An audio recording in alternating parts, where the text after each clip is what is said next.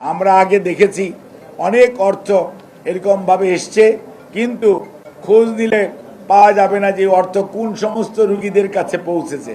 এখন কিন্তু আপনার সিস্টেমটাকে এমন সায়েন্টিফিক বা লিক প্রুফ করার চেষ্টা করা হয়েছে যাতে অর্থটা সরাসরি যে উপকারভোগী তার ব্যাংক অ্যাকাউন্টে অথবা তার আপনার এমএফএস বলে যেটা আছে মোবাইল ফাইন্যান্সিয়াল যে সিস্টেম সেটার মধ্যে সরাসরি পৌঁছে যাবে।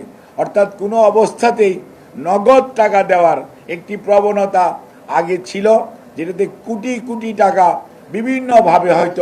বিভিন্নভাবে যথাযথভাবে ব্যবহৃত হয় নাই।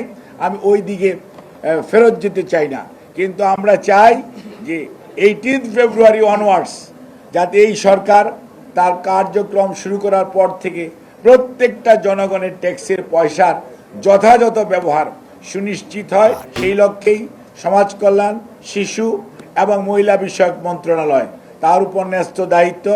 আমাদের মন্ত্রণালয়, আমাদের অধিদপ্তর সহ জেলা উপজেলা পর্যায়ে আমাদের বিস্তৃতি রয়েছে।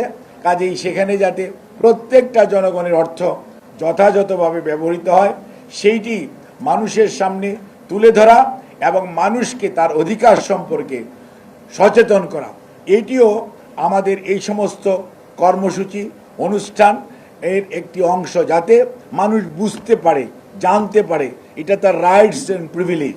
যেমন আমি আপনাদেরকে শুধু এইটুকু বলতে চাই, আপনাদের চেয়ারম্যান এবং আপনাদের যে পরিষদ আছে অর্থাৎ পরিচালনা পর্ষদ আছে বা আপনারা যারা পরিচালক এবং বিভিন্ন সিনিয়র প্রফেসর, আমি অনেককেই চিনি কারণ নাম বলছি না, আপনাদেরকে আমি শুধু অনুরোধ করতে চাই, যদি আপনারা বিশ্বমানের হাসপাতাল করতে চান বিশ্বমানের চিন্তা করতে হবে।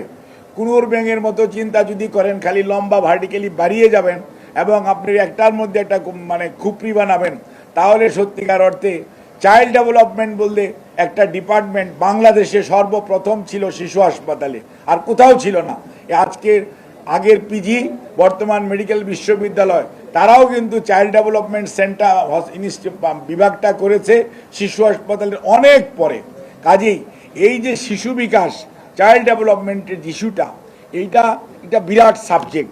এবং আপনার এনডিডি অর্থাৎ নিউরো ডেভেলপমেন্টাল যে ডিসঅর্ডার আছে বাচ্চাদের, এটাকে আপনাকে অ্যাড্রেস করতে হবে। সো ইউ নিড টু বিভাগ না total division of cardiology, paediatric division of cardiology করেন, পেডিয়াট্রিক ডিভিশন অফ আপনার কি বলে যে অটোলেরিং ডিভিশন চিফ করে সেটার মধ্যে ভাগ করেন এবং structure organogram totally reset up করেন। ইউ নিড টু রিভিজিট এই সমস্ত পুরনো মেডিকেল কলেজের মান্ধাত্তার আমলে স্টাফিং প্যাটার্ন থেকে দয়া করে বেরিয়ে আসেন।